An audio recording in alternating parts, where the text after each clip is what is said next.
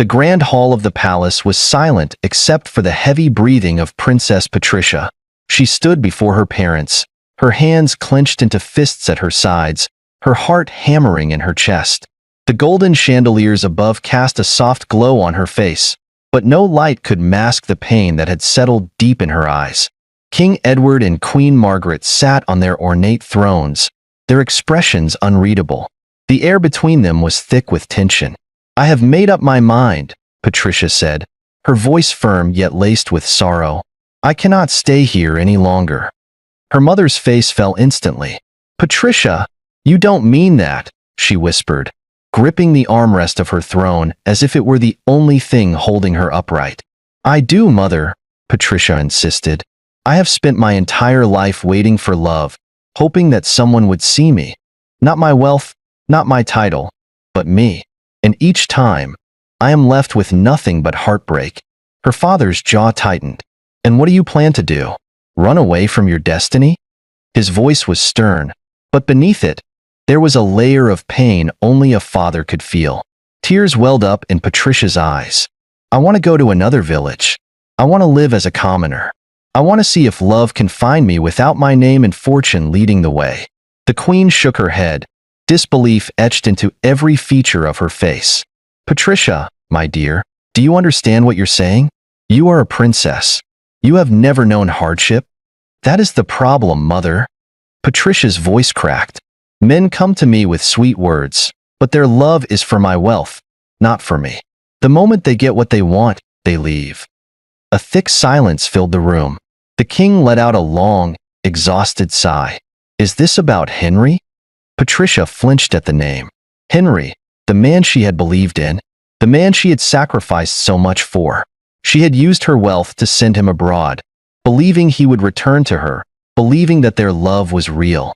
But when he came back, he had married someone else, without a single word to her. A fresh wave of pain surged through her. "This is not just about Henry," she said, her voice barely above a whisper. "This is about all of them.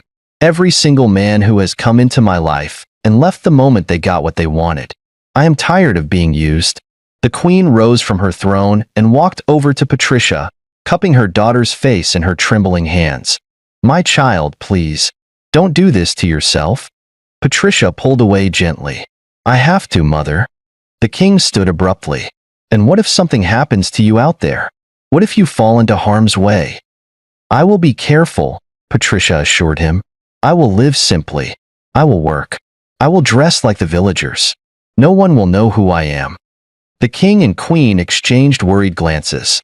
After a long moment, the king exhaled deeply. "If this is truly what you want, Patricia, then so be it." The queen gasped, "My king," but he only looked at Patricia, his eyes filled with a mixture of sorrow and reluctant acceptance. "We cannot keep her in a golden cage forever, Margaret. If this is the only way she will find peace, then we must let her go." A single tear rolled down Patricia's cheek. She had expected resistance, but now that they were allowing her to leave, the weight of her decision pressed down on her. The queen took Patricia's hands in hers. "Promise me one thing, my child." Patricia nodded. "Anything, mother. Promise me that no matter what happens, you will come back home when you need us."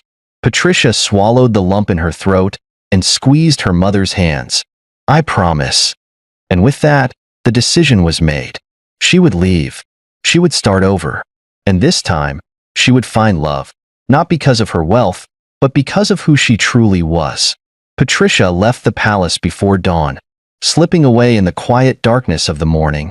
A simple car carried her belongings, mostly plain clothes, a few personal items, and the little money she had taken with her.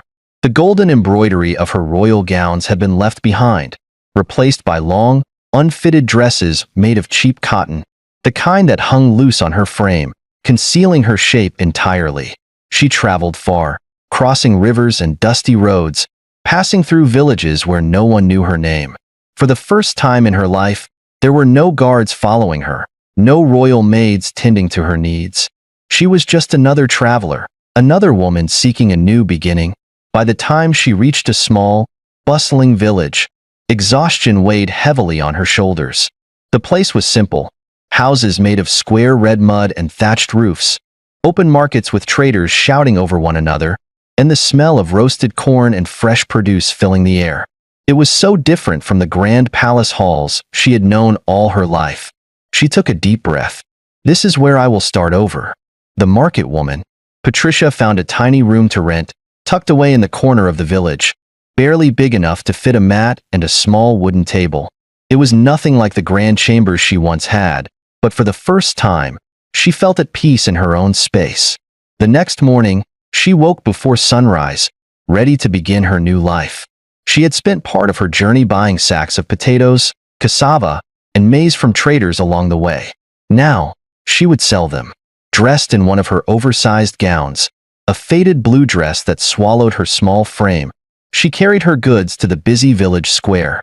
She spread out a worn piece of cloth on the ground and arranged her produce in small piles, just as she had seen other sellers do. But as she sat there, waiting for customers, she noticed the way people looked at her. Some glanced at her clothes and whispered. Others smirked as they walked past. "Why is she dressed like that?" one woman murmured to another. "She looks like she's wearing a tint," a young boy snickered.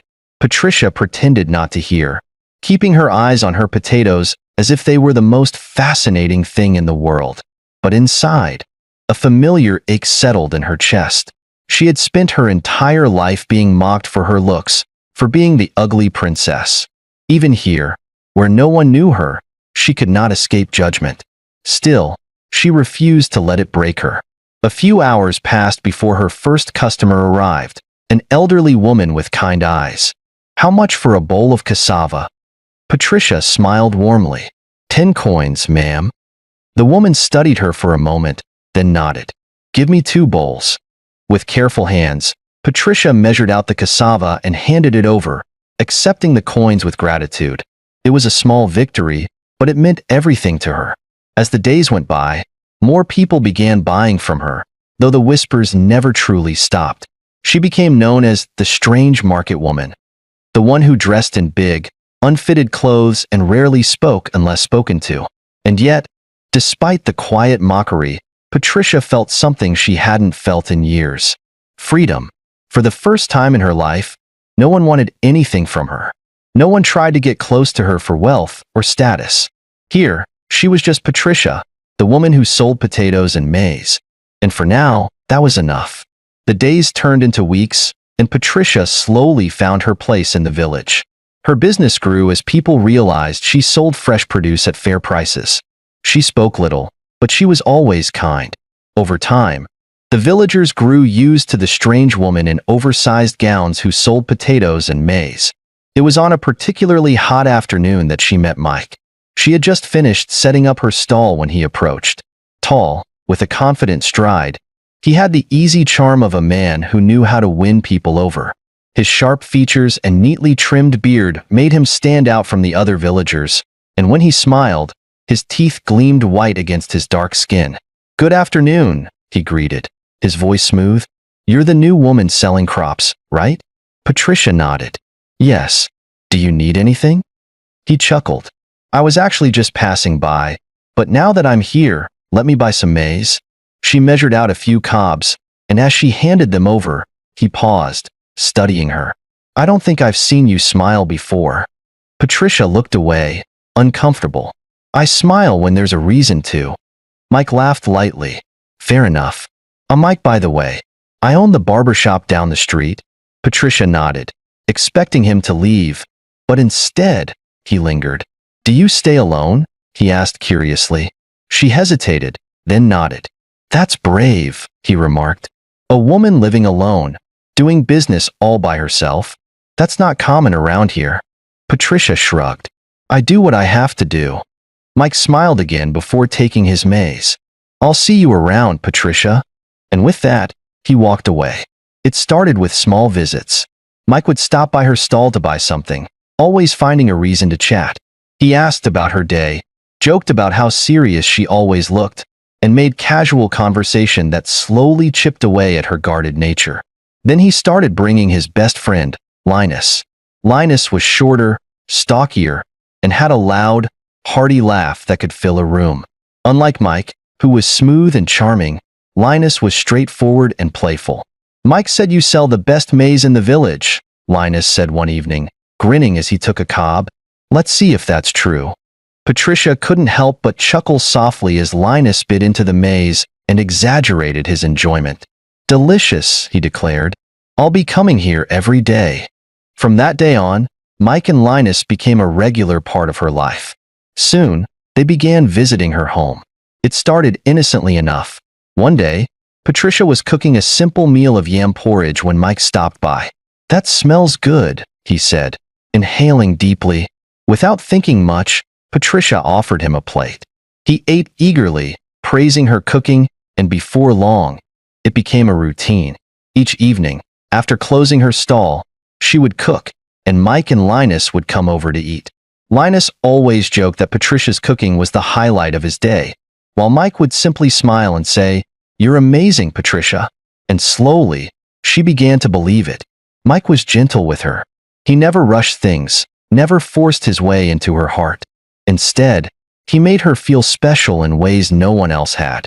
"You work so hard," he told her one evening as they sat outside her small home. "You deserve someone who will appreciate you." Patricia lowered her gaze. "People don't really see me that way." "I do," Mike said softly, reaching for her hand. Her breath caught. It was the first time a man had looked at her like that. Not with pity, not with mockery, but with something that felt real. And so, when Mike told her he loved her, she believed him. She gave her heart to him fully.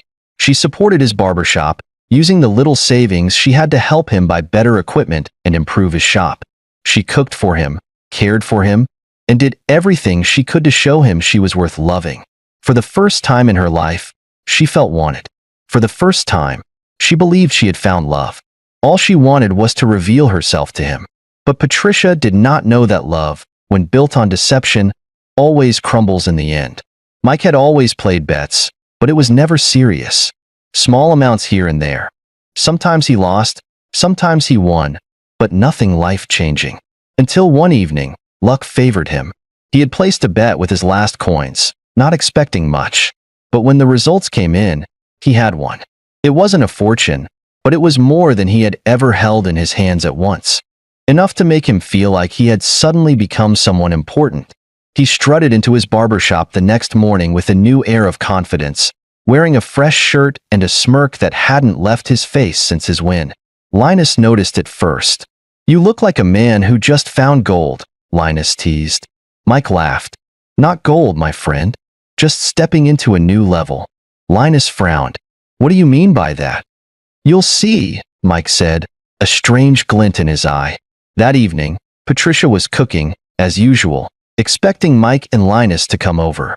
She had made his favorite, rice with spicy goat meat. But when Mike arrived, something was different. He leaned against the doorframe, arms crossed, watching her stir the pot.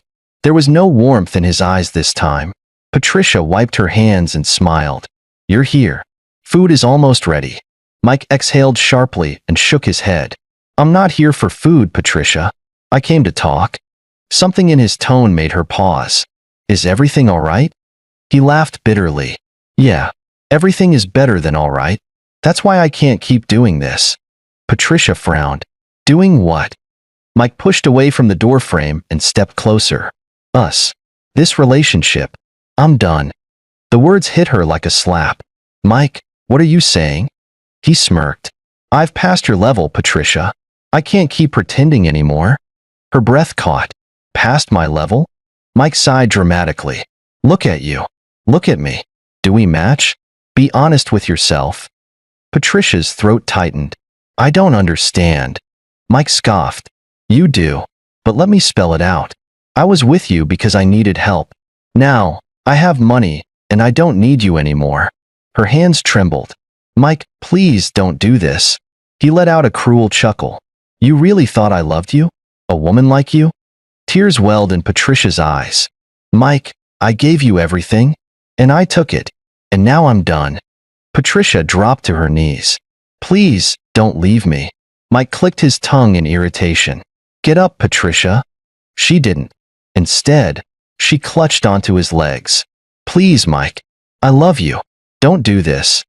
Mike's face twisted in disgust. Look at yourself. You're pathetic. Patricia sobbed against his knees. Please. I'll do anything. Just don't leave me. Mike pried her hands off him. Let me go. She shook her head desperately. With a grunt, he shoved her backward. Patricia hit the ground hard, her oversized dress billowing around her. People had gathered, watching the scene unfold. Some whispered. Others gasped. Linus, who had just arrived, rushed forward. Mike, what are you doing? Mike adjusted his collar. I'm leaving her behind. She's beneath me now. Linus grabbed his arm. Mike, don't do this. She doesn't deserve this. Mike yanked his arm away. She doesn't deserve me. I'm done with this joke of a relationship. And with that, he walked away, never once looking back. Patricia sat on the ground, trembling. Her entire body ached, not from the fall, but from the pain in her chest. That wasn't the first time. What had she done? What was wrong with her? Was she cursed? She thought everything had fallen into place, and now Linus knelt beside her. Patricia. She didn't look at him. I'm cursed. Linus frowned. No, you're not. Tears ran down her cheeks. No man has ever truly wanted me. They only use me and leave. Maybe I was never meant to be loved. Linus took her hands gently. Don't say that. You are not cursed, Patricia. You are kind, you are strong, and you are worth more than any of these men can see. She shook her head. Then why does this always happen? Linus sighed, his heart aching for her. Because you keep giving your love to people who don't deserve it.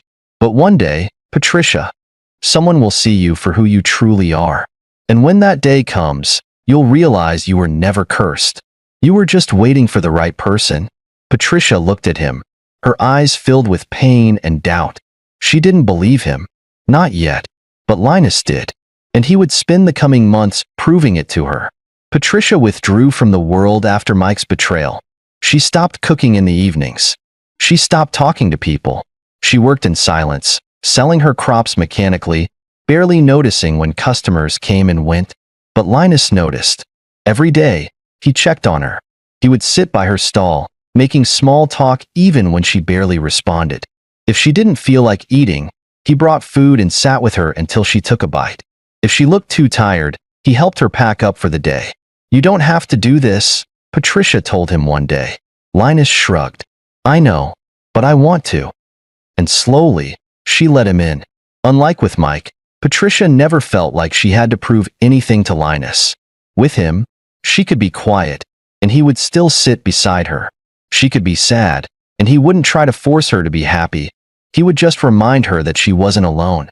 One evening, after closing her stall, Patricia finally spoke about what had been weighing on her heart. Do you think I'm ugly? She asked softly. Linus blinked, startled by the question. What? Mike called me ugly. People called me ugly. She swallowed hard. Maybe that's why no one ever stays. Linus exhaled slowly, shaking his head. Patricia, listen to me. You are not ugly. And if a man only values you for your looks, then he's a fool. She looked down. Then why does no one choose me? Linus reached for her hand and squeezed it gently. Not everyone in this world is blind, Patricia. One day, someone will see you the way you deserve to be seen. And when she looked into his eyes, for the first time in a long time, she believed him. Their friendship deepened. Linus became a part of her daily life, helping her at her stall, sharing jokes, and walking her home in the evenings. The villagers whispered about them, but neither cared. One day, as Patricia was rearranging her stall, Linus appeared, holding a basket. What's that? She asked. He grinned. I made you something. Patricia raised an eyebrow. You can cook? Linus laughed. Not really, but I tried. He handed her the basket, and when she opened it, she found a slightly burnt but still edible jollof rice. She laughed, really laughed, for the first time in months. Linus beamed. See? I made you laugh. That's a good sign. Patricia shook her head, smiling. You're impossible, Linus. But as she looked at him, something in her heart shifted. It wasn't sudden. It wasn't dramatic. But it was real. And before they knew it, they were in love. When Mike heard about them, he laughed. Loving Patricia? You've lost your mind, Linus, Mike sneered one afternoon when they ran into each other. I mean, I was with her for a reason. But you? What's your excuse? Linus clenched his jaw. Watch your mouth, Mike. Mike smirked. I mean, come on. She's... Linus didn't let him finish. With one swift motion, he grabbed Mike by the collar and pulled him close. Say one more word about Patricia, and I swear, you'll regret it. Mike's eyes widened. He had never seen Linus like this. Linus pushed him away. You might have been blind to what you had, but I'm not. Patricia is worth more than you'll ever understand. Mike scoffed but said nothing. And from that day on, Linus never let anyone disrespect Patricia again. Months later, under a bright blue sky and in the presence of the villagers, Linus and Patricia got married. There was no grand castle, no royal wedding like Patricia had once imagined as a child. But there was love. And as Linus held her hands, looking into her eyes, Patricia finally realized. She was never cursed. She had just been waiting for the right person all along. Linus and Patricia settled into their new life as husband and wife. Their wedding had been simple. No extravagant celebration, no royal trumpets or silk-lined gowns. Just love, laughter, and a promise to stand by each other. But as Linus swept the tiny porch of their home one morning, he had no idea that something was about to change his life forever. Linus sat outside his barbershop with his friends, chatting as he sharpened his tools. Some of the village men sat around him, sharing stories and laughing loudly. I still can't believe you married Patricia, one of the men teased, nudging Linus. Not that she isn't hardworking, but, you know. Linus lifted his gaze. I know what? The man chuckled, exchanging looks with the others. She's not exactly what men fight over. Another one smirked. You could have married someone finer, like that beautiful girl that was dying for you, or someone who turns heads. Instead, you chose? Linus's grip on his blade tightened, and his jaw clenched.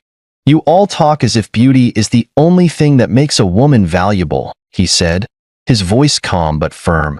But a beautiful face without a good heart means nothing. Patricia is worth more than any woman you think is fine. I love her, and that's all that matters. The men chuckled, shaking their heads, but before anyone could respond, something changed in the air. A loud gasp came from the roadside. A boy who had been playing nearby stopped, his mouth hanging open. People turned their heads, and suddenly, whispers spread like wildfire. Who are they? Someone asked. Is that a royal carriage? Another muttered. Linus frowned. Royal? Then he saw them. Two majestic horses stopped at the edge of the village, pulling a grand carriage. It wasn't just any carriage.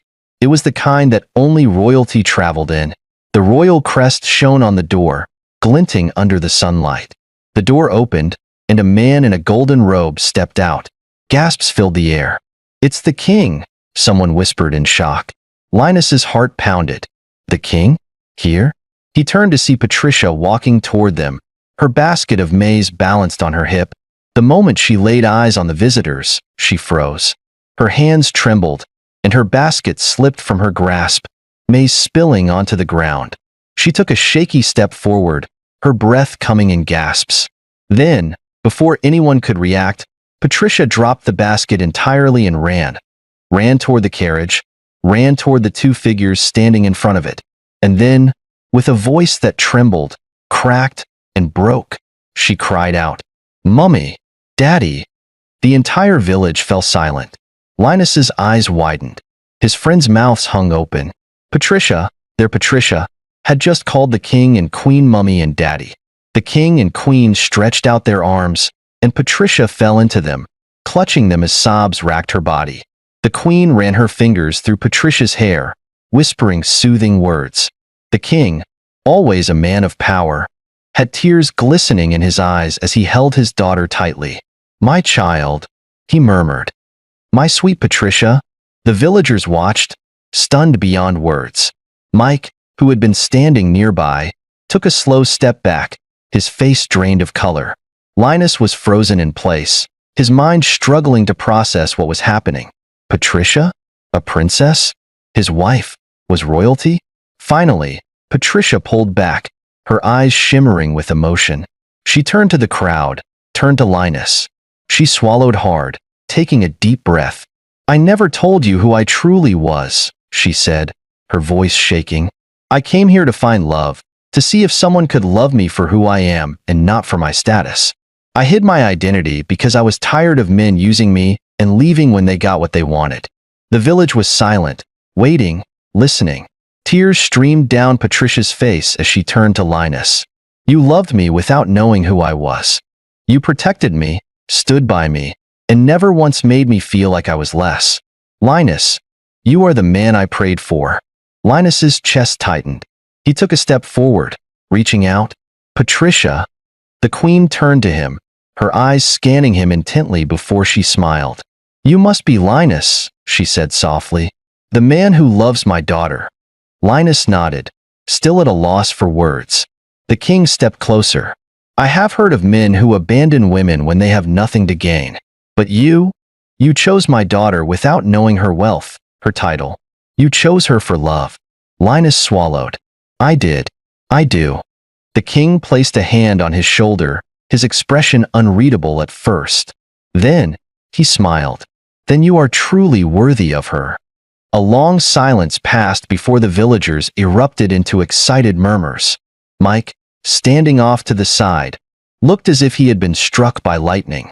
Linus turned, and for the first time, he saw pure regret in Mike's eyes. But it was too late.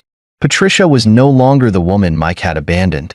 She was a princess, and she had finally found love. That evening, a grand feast was held in the village in honor of the king and queen's visit. The villagers who had once mocked Patricia now showered her with admiration. They marveled at Linus, the humble barber who had unknowingly married into royalty. But as the night stretched on, as laughter and celebration filled the air, Linus and Patricia found a quiet moment alone. Sitting by the fire, Patricia turned to Linus, her eyes filled with gratitude. "Did you ever think," she whispered, "that the woman you fell in love with would turn out to be a princess?" Linus chuckled, shaking his head. "No, but I knew you were special from the start." She smiled, leaning her head against his shoulder. "You loved me when I was nobody. And now, no matter what happens, I will always love you." Linus wrapped his arm around her, holding her close. "You were never nobody, Patricia," he whispered. "You have always been a queen in my eyes." And as the fire crackled, as the stars shone above them, Patricia knew. She had found what she had been searching for all along. True love. Hello, champions. I hope you enjoyed our stories.